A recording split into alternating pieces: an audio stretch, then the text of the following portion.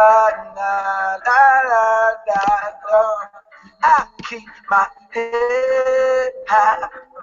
I got my wings carrying me. I don't know freedom. I want my dreams to rescue me. I keep myself.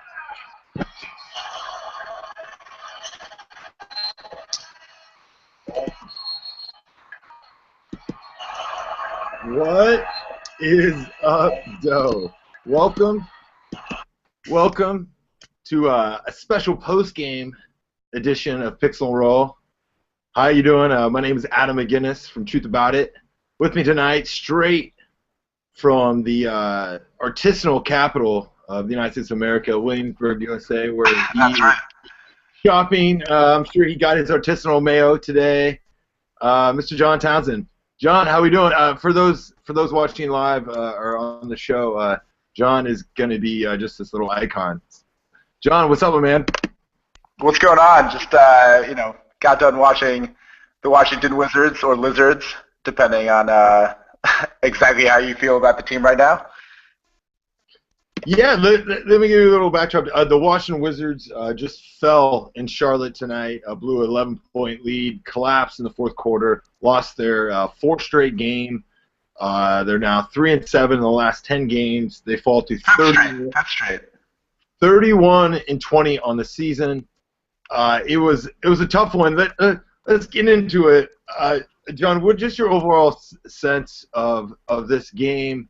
The feeling you had throughout. I wrote a bunch of notes down that we can kind of drill in, but let's just overall, man, it was a bad one. I'm trying not to go off on a huge rant, which I was doing on the Twitter machine just for the last half hour, but it's kind of hard to sugarcoat this. We're not on Comcast. I'm not going to talk about getting stops on defense and some other hollow cliches that don't mean anything. We're trying to give you the real deal here of what you saw as a fan or what I saw, because we're both fans and cover this team.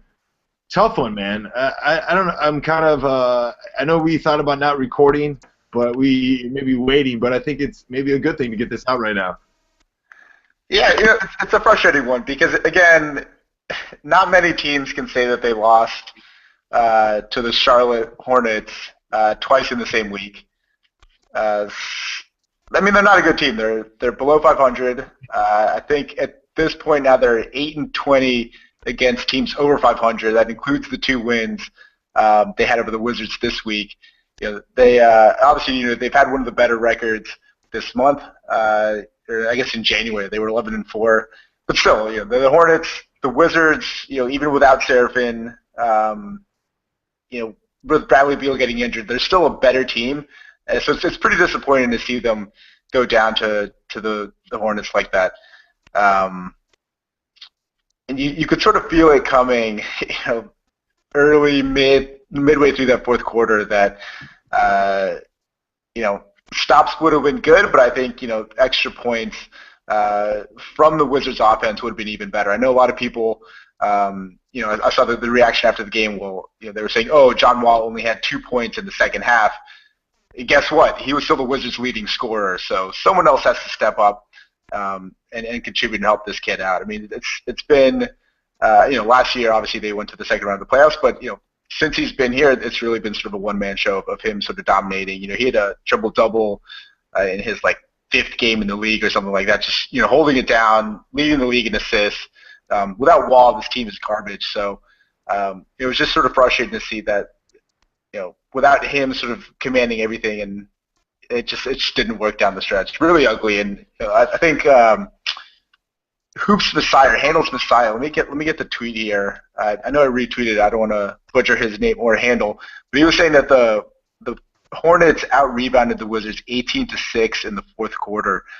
Gregory Petrus at Handles Messiah, at Handles_Messiah, 18-6 rebounds Charlotte's way in the fourth quarter. That's not going to get it done.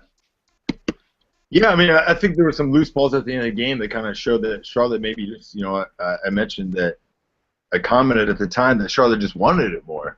They were getting on the floor, getting loose balls. But to me, it wasn't just about these loose balls. Or, you can say that, possession here and there, and it's kind of this overall. There's a killer sequence at the end. It was right after The Wizards had just hit a shot, and it was 86-90.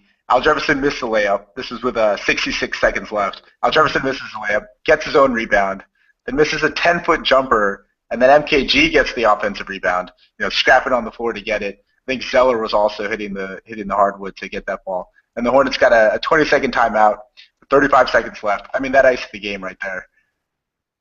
Yeah, definitely. I'm just saying that to me, this game was lost on two huge scoring droughts in the fourth quarter. I mean, they scored 13 points total in the fourth quarter, and you're just not going to win an NBA game on the road doing that, regardless of the opposition. And I think going back to your point of Charlotte being a bad team, and they've had a good January. They keep saying that, but this team is missing their best player, Kemba Walker, who was out with an injury. Al Jefferson didn't do much in the first half at all, or Zeller. And here you have they're two of their better players, and Charlotte is with them. The Wizards kind of took control of this game in the second half, and to just have this absolute destruction collapse happen. It's one of these losses where you can say they lose in Atlanta against the best team in NBA, right? Okay, chalk it up. Monday they played a sluggish game at home post Super Bowl. A team they should have beat. I'm not going to chalk that. You can't really chalk that one up that well. But all right, Super Bowl hangover Monday night. Okay, they lose a game in overtime to Toronto, who's really good. So some of these losses you can kind of make excuses. Tonight, they needed a win. They talked about, how they went dirty the other day at practice and how they're going to get back to defensive team. And once again, I keep telling people, and they'd given up 50 points. Thank God they only gave up 49 points in the first half tonight, because I was so tired of Comcast, sports writers harping on, and I know it's easy to say, but harping on this. They've given up 50 points in the first half, when to me, the Toronto loss was, them collapsing in the first half when John Wall was on the bench. Them not playing well on offense when the Hawks were doing poorly at the end of the third, the beginning of the fourth on Wednesday night. Last night, tonight, the fourth quarter scoring drought was huge. I mean, let me just go through the numbers right here. They were entering the fourth quarter. It was 74-69, and Butler hits a shot immediately, hits a jumper immediately to make it 76-69. The Wizards don't score another point for 4 minutes until Nene scores a bucket to make it 78-76. They're still winning. All right. Then after Nene hits a shot to make it 83-80. So here's the key point. So 83-80, they're up by 3 points with 5 minutes left. They don't score again until a minute 23. So they have 2 stretches of 4 minutes with no buckets. You're not really going to win in the NBA with that, no matter what the competition is. And I think that we've talked about this inept offense and the collapse here. They didn't seem to go, and I kind of questioned some of the coaching decisions. What do you think really went wrong in some of those scoring droughts in the fourth quarter? Because I thought, for the most part, I thought the game was kind of a weird game. Beal goes down with an injury. They got some contribution. Butler, I thought, finally played a good game in a while. That was good to see. Blair did some good things early, did terrible things late, which I'm going to get into in a bit. I thought Temple played okay. He hit a couple shots. He wasn't as terrible as he's been. I thought there were some contributions from some of the players that they haven't had in the last few games, because to me it's just been about Wall and Beal, and nobody else has really been contributing. I thought that's been the major reason of this losing streak. Yeah, they could be better on defense, but I thought the major thing is that when Wall's been off the court, they've been so bad that when Wall comes back, he has to be Superman, and it's hard to see because Wall isn't a natural scorer. He is a guy that breaks down and creates shots for his teammates. And if they're not knocking out shots, then this offense is kind of stuck. Your thoughts? Well, yeah, the funny thing about that is that the Wizards actually scored more field goals than the Hornets did. The Hornets were 33 for 76 from the field, and the Wizards were 35 for 84. So they took more shots from the field. They made more shots from the field. But they ended up losing the game, which seems to be a common occurrence, and they lost it by 7. So you sort of have to wonder, what type of shots are these Wizards taking, and whether they, could be better ones, more efficient ones, as people here in the Truth About It world like to talk about. I know that yesterday after the loss to the Hawks, you talked about a team who it sort of specializes with Budenholzer, to take high efficiency shots. Kyle, the boss man of Truth About It, tweeted, "We'll say it again. The Wizards need to create more defense with offense," and I think he's absolutely right. The Hornets. This is the season number, so some of this is with Kemba Walker. They have the second worst offensive rating in the NBA. The only team worse is the 76ers, and we've all seen the 76ers play basketball. I'm not going to say you can call it basketball if you want to. They're playing basketball. It's not good. It's not pretty. Not the obvious. The Hornets are right there with them. Their offense is not good. They live on some of the defense, and the Wizards, for whatever reason, couldn't take advantage. It didn't really spread the floor. I know Woodman likes to talk about how the Wizards don't have, the three-point shooters, that stretch floor, that Parawantage, that other teams can take advantage of. And that's fine. There's teams that can go out there and win by shooting long two-pointers, dominating the paint. The Memphis Grizzlies are a good example of this. The thing that teams that are effective, especially out west, who do this, is that they get to the free throw line. The Wizards don't do that. I mean, there's a bunch of numbers out there that I think they're like 22nd in free throw attempts per game. Wall and Beal, they've gone, I think, once or twice this year, no free throw attempts between them. That's not going to get it done. So if you're not going to take threes, you have to get to the line. And if you look at the numbers of tonight's game against the Hornets took 10 more free throw attempts than the Wizards did. They made 10 more. I mean, that's a difference right there. The Wizards only took 10 threes. The Hornets took 25, only made 6 of them, which is one more than the Wizards. I mean, the Wizards shot 50% from the three-point line. We know that they're a good three-point shooting team. They're at the top of the table. They have been all season long, but they don't take any of them. So it's sort of frustrating when, and this is a point we talk about all the time.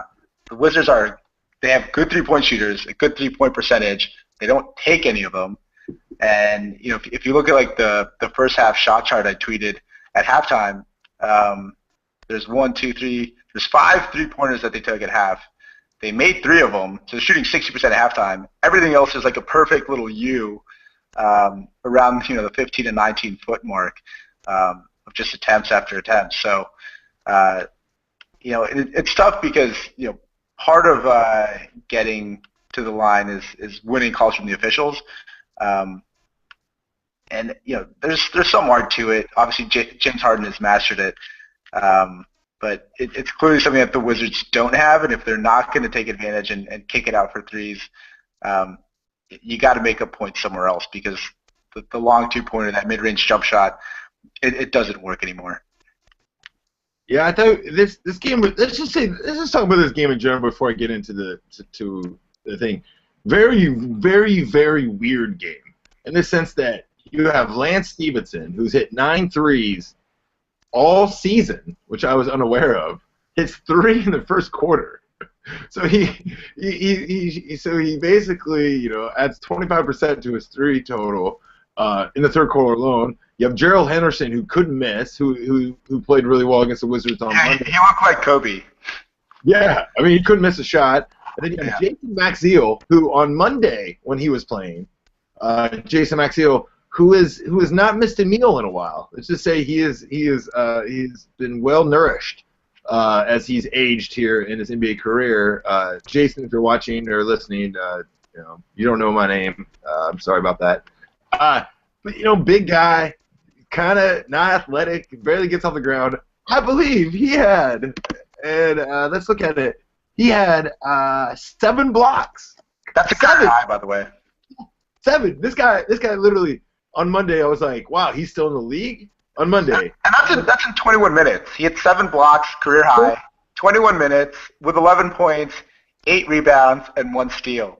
He's never had that again in his career before he's done, ever. I'll bet whatever you want. He'll never have that line. He'll never have 7 blocks again. No, that's the first time ever. And he's never. What's also funny is that Al Jefferson had a dunk tonight. And he's only dunked 7 times all season. So it's game 51. So there's some weird things going on, but obviously, the defense has been an issue with the Wizards. I just feel like Kyle was exactly right when he said that sometimes the best defense is a good offense. People talk about that in football all the time. The perfect pass, the perfect pass. The Wizards are just throwing balls out of bounds, just like Jason Campbell, Washington Pro Football Team era.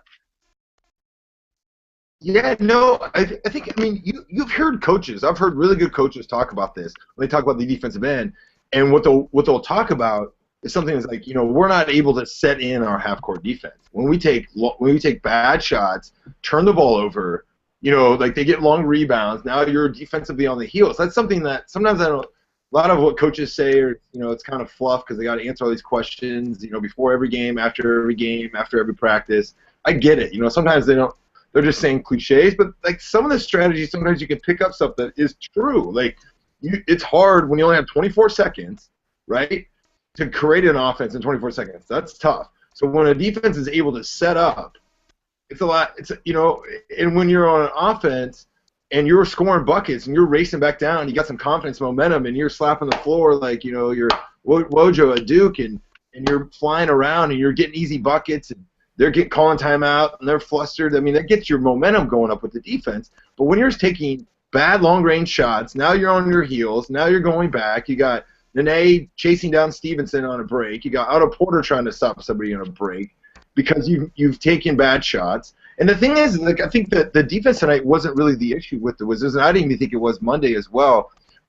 It really comes down to, and I think what else too about the offense is that I think what upsets me the most is that you saw it last night. Let's go back to the Hawks. That you saw last night where they basically spread the floor. They're in the corners. They're spread out. Everyone's shooting the threes, right? So they have the personnel. So you can say, hey, the Wizards are on the personnel. They don't match up that well. But the Wizards didn't really feed it down low. Gortat had a good third quarter last night. Tonight he was absolutely short-armed every single shot. I don't know what's going on with him. He's mentally toast. We're talking about him in a bit. But it was like, here it is, and you talk to Whitman afterwards, and he's like, I don't know, this isn't a lab, was his quote. And he's sitting there, I'm like, did you watch the game? He's like, we need better ball movement. And even Wall said better ball movement. Temple said better ball movement. And I was like, well, it wasn't really better ball movement. You didn't hit down shots. Like, John Wall creates shots for people in the corner. You didn't either shoot them or make them. This wasn't about the ball, like the ball going around, and yeah, you might have a play here or there, but in the NBA, like, ball movement, I get it. Like, you make the extra pass, that does help, like, your efficient offenses, but most of the time in the NBA, the coaches will never talk about it. It's about beating your man off the dribble, right? It really is. Like, then you attack the defense, or what else happens is that you allow an offensive rebound opportunity because that guy has left his man to come over on the defense, and now you have a tip-in situation. You get a foul. Like, so much offense is created that way in the NBA, which never gets talked about. Not that it doesn't get talked about, but we sit here and, like, think everyone's going to be this 6 passes and run backdoor cuts and blah, blah, blah, and that doesn't really happen in a 24-second shot clock. Well, it's funny because as you were saying this about, ball movement, Jorge Castillo, the Washington Post, he just tweeted this 2 minutes ago. Interesting point of views on fourth quarter struggles. Whitman said the ball was sticking, of course. Wall said he's running the plays that are called and the team missed shots. It's perfectly to your point that, they talk about ball movement. I thought Nene actually did a great job. I said this during the game that at least 3 Hornets players on a transition layup missed their attempt because Nene's sprinting full court to defend him. And then they actually got some second chance buckets. Maybe got to the free throw line after that. But people were putting the work in on D, but they scored 87 points. Charlotte has good defense, but 87 points isn't going to get it done unless you're the Chicago Bulls and you hold the other team to like 85.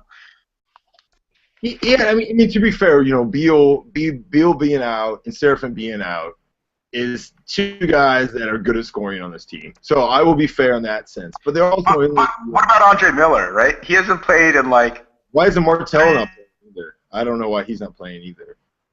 He hit a 3. Exactly the same. Right? Miller's offense and Seraphin's offense is the same. They get the guy in the post. They do their post game. That's it. But at least that's an offensive opportunity, right? Absolutely, yeah. Losing Seraphin is big. I think if you break it down by the maybe restrict it by like 25 hook shot attempts, Seraphin's leading the league at like 68%. I mean, he has a money hook shot, and not having him on the second unit hurts. But he's also not really a plus player either. So you like his scoring on the second unit, but not having Seraphin out there isn't really the biggest blow to your team. No, I don't think so at all. I'm just saying that like him and Beal being out kind of messes up the rotations. Now you have guys playing. But they were also up 11 in the third quarter. So I mean, they let a lead go. No, I agree. I'm just saying that there is.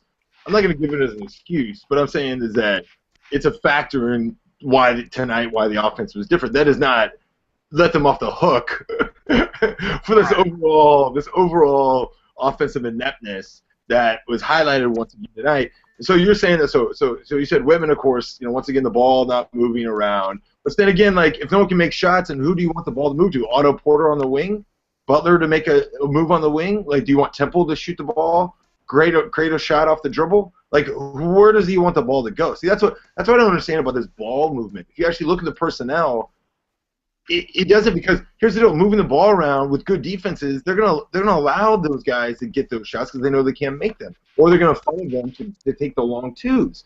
They know they're gonna try to collapse on Wall. They're gonna try to collapse a little bit on Nene, help out on the pick and roll. I thought that they really struggled and went away in the fourth quarter. Wall checks back in at the 8-minute mark, and they really basically run no pick and rolls with him and Nene. They run no. Then Gortat comes back in later. They run no action to him. It seemed like they had no real action with Wall. What is your set? Like, you need a bucket. It just seemed like there was no real set. At one time, they just had Butler had the ball over on the wing with like 11 seconds left on the shot clock, and I'm like, what is happening? Like, this isn't his strength. And it seems like, yeah, you can maybe blame it on Wall, blame it on the play calling.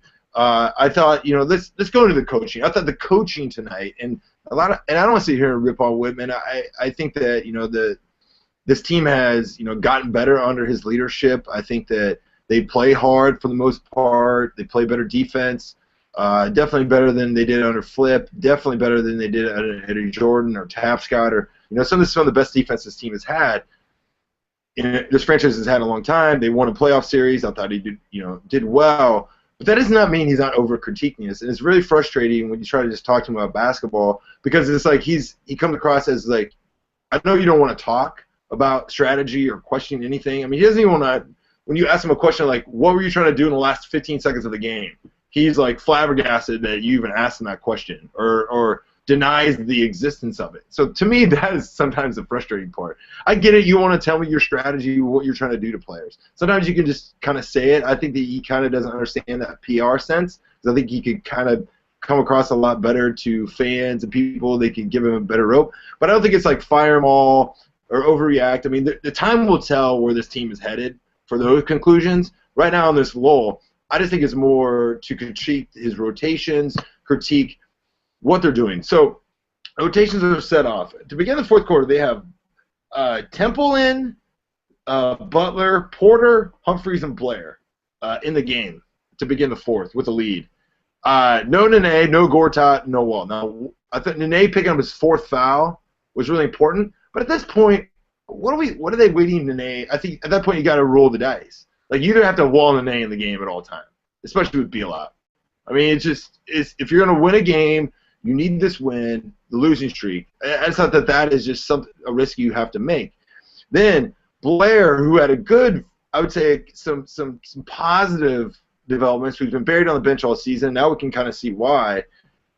He had some, things here and there in the first half. He had a couple of buckets. Second half, he's a complete disaster, to the point where he was running around, getting beat. He got blocked by Maxio a couple of times, beat on defense. So then there was a time at the end, I think it was at the beginning of the fourth quarter, where him and Humphreys fight over a ball. And I want to show you the play that I vined. So we're going to watch it right now.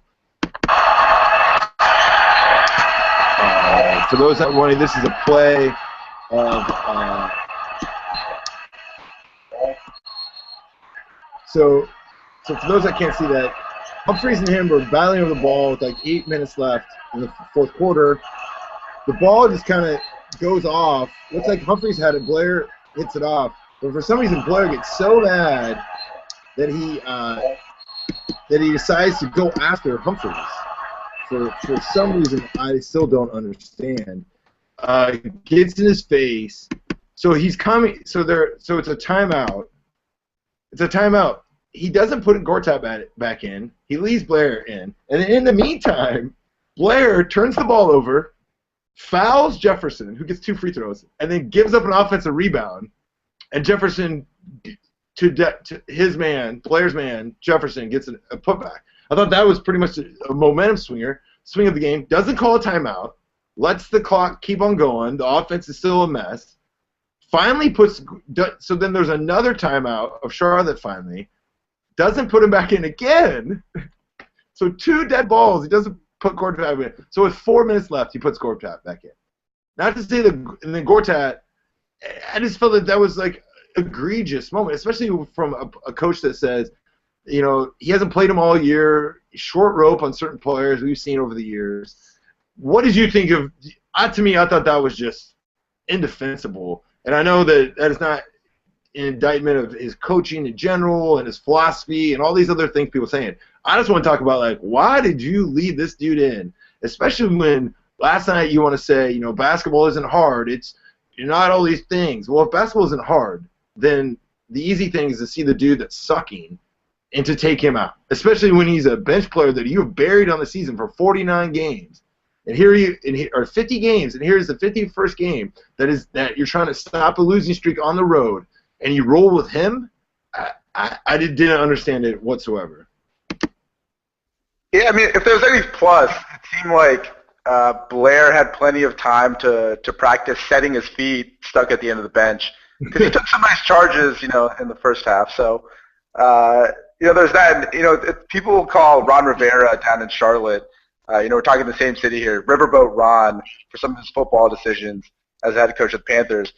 And maybe, you know, it's kind of like that with Whitman. He just doesn't really know when to cash out, and ends up sort of blowing his chip stack.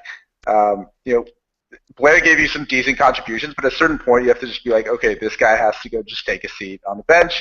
And we talked about offensive struggles earlier. You know, where is Gortat? He plays so great with both Nene and John Wall, moving off the ball even, setting high screens, rolling to the basket. You know, he's around the basket. He's a great finisher. They don't really see enough of that action, I don't think. You know, when they played him on Monday, when they played the Hornets on Monday, I thought that Cody Zeller was actually doing a lot of the action that Gortat should have been doing on the Wizards offense. You know, Cody doesn't really shoot at all. I think he took 1 or 2 jump shots tonight. But would pretty much roam around the perimeter, set screens, roll, you know, repick, move off the ball, and, you know, Nene kind of shut him down when he had the ball one-on-one, but in terms of, you know, spacing and creating different looks and making the defense move and sort of respect, especially someone with Wall's size and speed and ability to both create shots for himself and others, yeah, that is the question. And, you know, obviously, you also have to add that Gortat has not been playing great basketball in 2015. I think he was posterized twice tonight. He's looked off with the Mohawk, without the Mohawk. But I think he's still a guy that the Wizards need out there, and he just isn't. Yeah, I mean, they gave him $60 million, dude, in a 5-year contract, and I would argue that his arrival last year was kind of the thing that maybe, you know, Nene's health at the end and Wall up in his game, but Gortat was right, and also Trevor Ariza, you know, hitting 183s and playing the stellar defense that he plays. But Gortat being the inside presence that this team has missed for, I don't know, since Haywood, maybe, you know, but also being able to score. I think you have to also qualify the type of scorer he is. I mean, he's a 30-year-old center. He's not. I mean, okay, I'll give him that he has a pretty good turnaround jump shot, but he's not a guy like Jefferson. He'll be in the post, back somebody down, give him a shimmy, which he does have a decent one, and, like, you know, he's not going to move a body in the paint. He's a guy that needs to sort of be able to use his athleticism in space, which would make sense to put him in perfect tandem with Wall, but he's just not out there. So it's, you know, Nene and DeJuan Blair. Blair's like a 4th or 5th option, so it's tough. No, but I'm saying is that like he was instrumental for the Wizards' success, especially in the. Oh, certainly, yeah. I mean, they need more from him, and they also need more of him.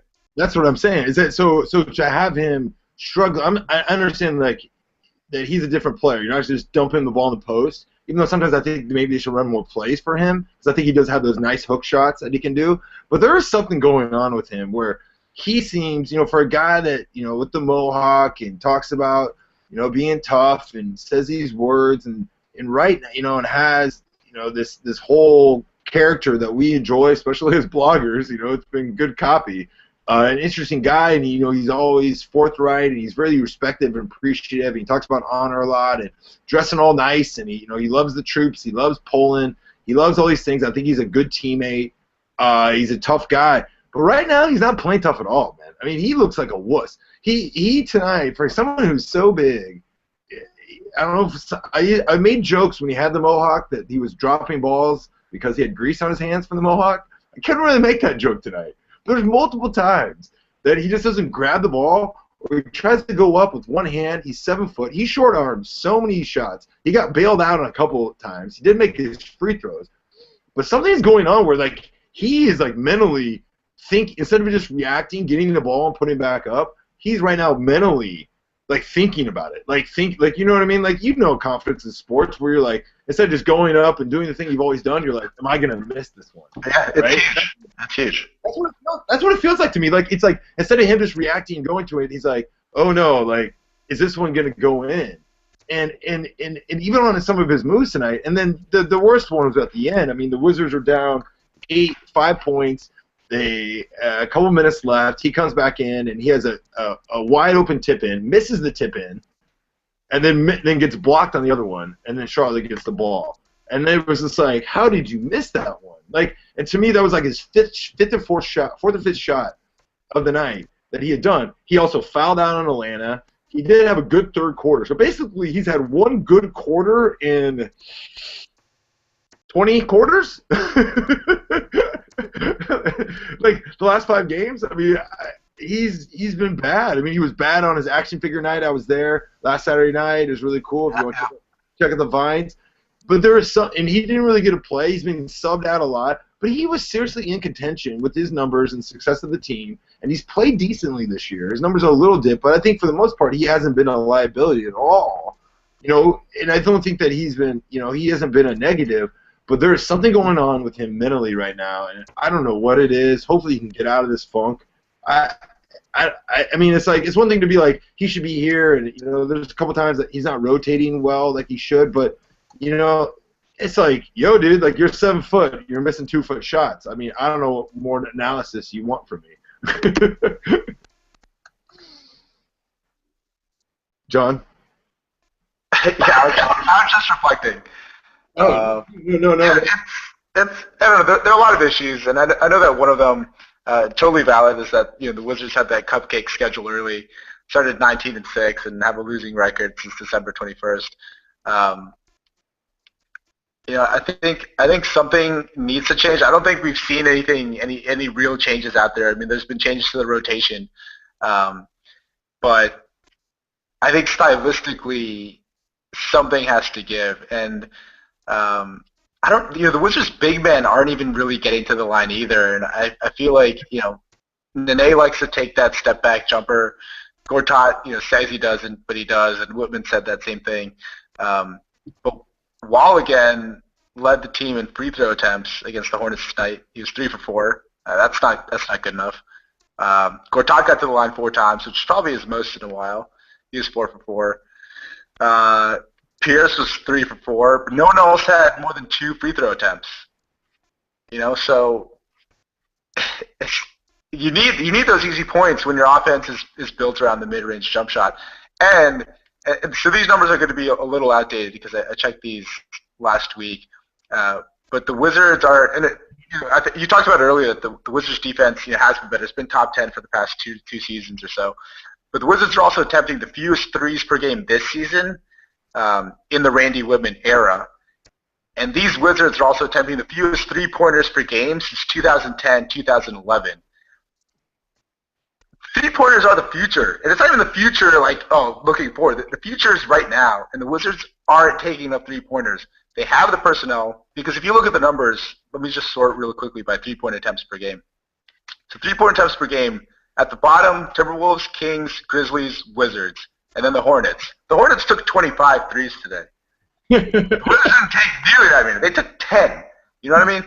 Like, does Charlotte have the personnel to shoot threes? No. The Bucks, they take more threes than the Wizards do. The Pelicans do. The Lakers do. The Magic do. None of the teams I'm listing right now have great 3-point shooting personnel. The Heat might not even make the playoffs. They're taking threes. So, the Grizzlies are the one. The Grizzlies take fewer threes than the Wizards do. I think actually right now they're tied at 15.8 per game. But when you look at free throw attempts, the Grizzlies take 23.8, which is 2 more a game, which isn't a lot, but it could make a difference. They take more free throws than the Wizards. The Wizards take fewer free throws per game than pretty much everyone. They are, I guess they're probably 22. The teams that don't shoot threes need to get to the line, and the Wizards don't do either. I think that's the biggest issue. So, I don't know, the next dirty practice, maybe practice creating contact or initiating contact. I know Wall's gotten better at it for sure. Otherwise, I don't know. Just Garrett Temple in the corner first half has a wide open 3-point look, but he had 2 feet over the line, and it was a long 2. I think that has to be a 3. Every time you step in, and it's also frustrating listening to. I love Buck and Phil, but so often they're almost like encouraging the guys, like, oh, you missed the open shot, like just inside the arc, like step past your man and just launch the long 2. And from like I don't know, an old school take the open shot, like hit that space and launch perspective. It's great from an analytical sabermetrics type of hoops perspective. Like you're stepping into pretty much a bear trap. What I think what upsets me with the coverage of I would say about Comcast, some of this is that you have here in this 2015. At this time, like the genie's out of the bottle with analytics, right? I mean, we're not in a 2009, 2010 environment anymore. We have every team embracing it. The NBA is embracing it. The fact that in more and more you'll see the way Grantland has embraced it, the coverage here and there, with Kirk Goldsberry and the teams. So you have the teams using it, but for some reason the media, especially the mainstream media, won't use it as much. Like you still have writers that will write it. Like Jorge wrote when I asked Whitman, why when they were shooting the best 3-point percentage but were last in attempts, he wrote a whole thing and kind of inferring. I know that Kilgore when he covered the Nats was really good at like WAR and Fangraphs when it comes to baseball. So there is examples of the Washington Post and some mainstream outlets running it, but it seems like it doesn't really creep into the TV coverage. Like they don't want to talk about assist percentage. Like they're so focused on points and rebounds, right? Instead of on-off numbers, and I get it. Like your average fan's not going to get that. But when our argument is like, hey, or fans are out there saying these arguments, and you're trying to make these points, it just feels like sometimes I'm like when I'm sitting here listening to it's just about getting stops. They need to move the ball better. They have too many turnovers. I'm like, yeah, all those things are right. But here's these other fundamental things by the numbers that is part of this conversation now when it comes to basketball, especially the NBA. And, it's kind of like the whole Billy Beane Moneyball thing, but I don't really want to go because it's part of the equation. And I hate it when it becomes like either or, black or white. And I don't know if it's the old mindset or old media people or why they don't have these certain things. I mean, for example, I've had conversations with the Wizards analytical guys where it's fact, and you wrote a really good post about Nene. When Nene, they'll be like, Nene only averages 8 rebounds a game. I don't even know how many rebounds they average, 7. But when Nene is on the court, the team is like 20% better at rebounding than the other team. And so it's like, yeah, Nene maybe he's not getting the rebound, but the team is rebounding better with him on the court. Like, that's a fact. So it's like when Nene is on the court, they're rebounding better. So Nene is doing good at rebounding, right? More so than like, oh yeah, he's averaging 12 a game, but they're getting out rebound when he's on the court. Well, that doesn't really help the team. It's stuff like that where I know it's like a nuanced argument. It's sometimes hard for broadcasts and these people to catch up. But it's just really frustrating, and I'm continuing to listen to, oh, they've given up 50 points in the first half, the last 6 games. They get 49 tonight. So, oh, God, they broke that streak. Like, that has nothing to do with it. Like, why, and how many times have you ever heard Comcast talk about, that the Wizards shoot more mid-range shots than anyone? Have you ever heard that ever on TV? Well, they're not mid-range shots, Adam. They're open shots. Long twos? They're open shots. They're open shots. Open shots, yes. So, because that's what basketball is. Yeah. No, your point about an A is money because I think right now he's 9th in the NBA in on and off court defensive rating, like the differential. This is just specific to defensive rating. So he's 9 at I guess it's 8.4. So the team's 8.4 points better on defense when he's on. John Wall is actually number 3, just behind DeMarcus Cousins and Markieff Morris. Those two guys are the heart and soul of the team. And I don't know, it's tough. I wish that. Well, I think it's an interesting. I wrote a post about how Wall sort of makes these shooters who are pretty much nobodies, like Rasul Butler. He makes some money players on the wing, and I feel it'd be simple just to sort of shift the offense a little bit so that the spacing was better. And it was interesting reading an article that was in I guess the Houston Chronicle. I want to say it was. And the headline was, Kevin McHale fine with high volume of threes as long as they're good looks. So it's very sort of old school, traditional basketball. Is it a good look, like Randy Wood would say, then just take it, fire it. Headline, Kevin McHale fine with a high volume of threes as long as they're good looks. He says, if we aren't open, we won't take 40 threes, he's talking about. If they put 5 guys in the paint, then we'll probably shoot a lot of them. I think that is a high number for us. Our goal is actually to get all layups. Totally reasonable. That's our goal. We'd play really well if we got all layups and dunks. That's what we try to get. They put guys in the paint, and you throw it out, and you have to shoot a 3, is what McHale says. So, Wall is great about breaking guys off the dribble, but when he kicks it out, they're long twos.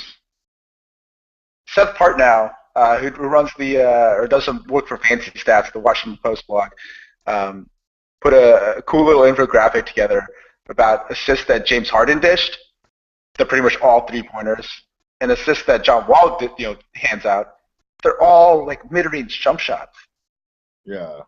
That's got to change. And if they did that, the Wizards would score more points per game. They'd score more points per possession. They'd look better.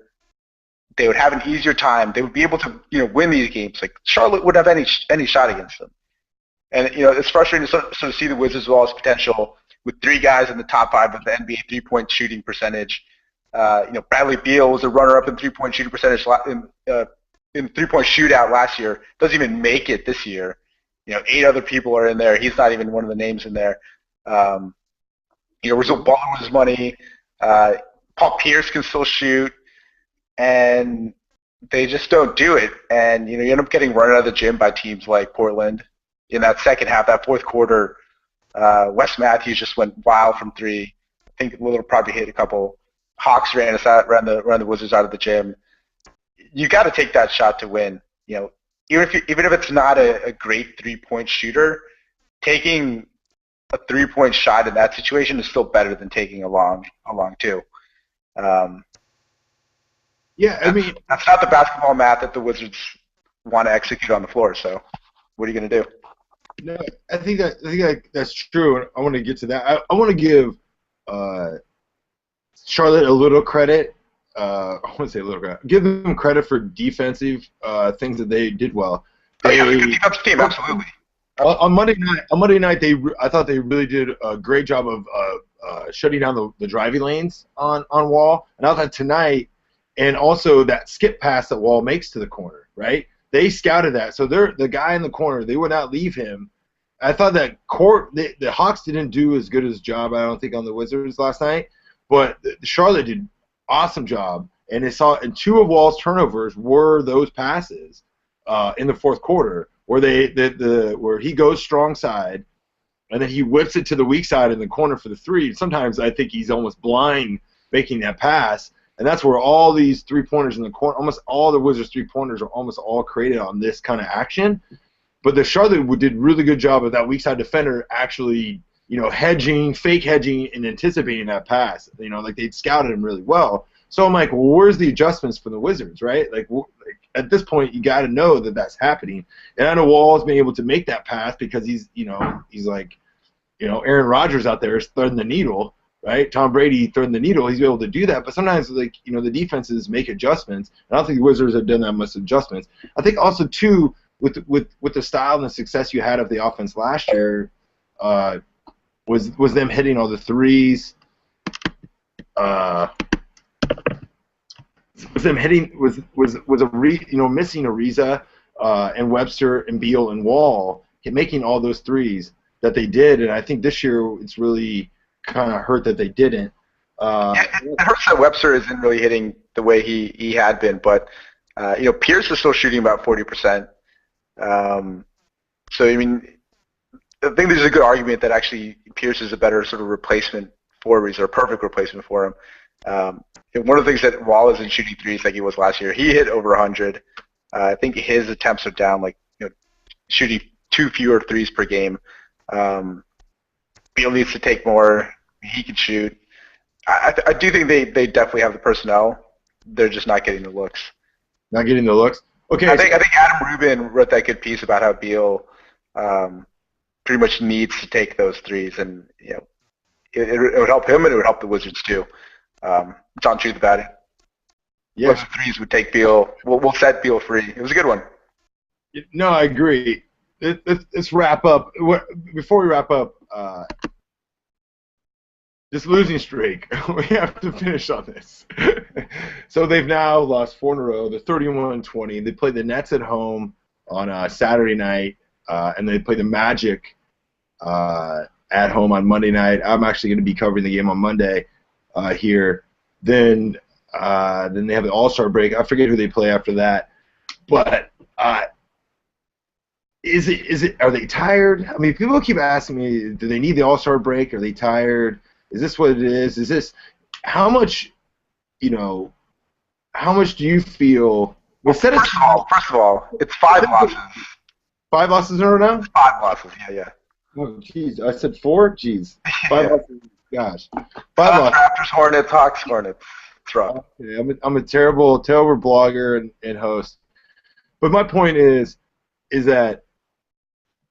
Where do you see this bleeding stop? I mean, set aside our disagreements with, fundamentally about the offense, fundamentally maybe if Whitman is the coach for the, where do you see the bleeding stopping with this team, and where do you think the fixes lie in a trade? Do the fixes lie in certain players getting back, tweaking the rotation here and there, or is it as simply as maybe they just need to play some worse teams? I don't know.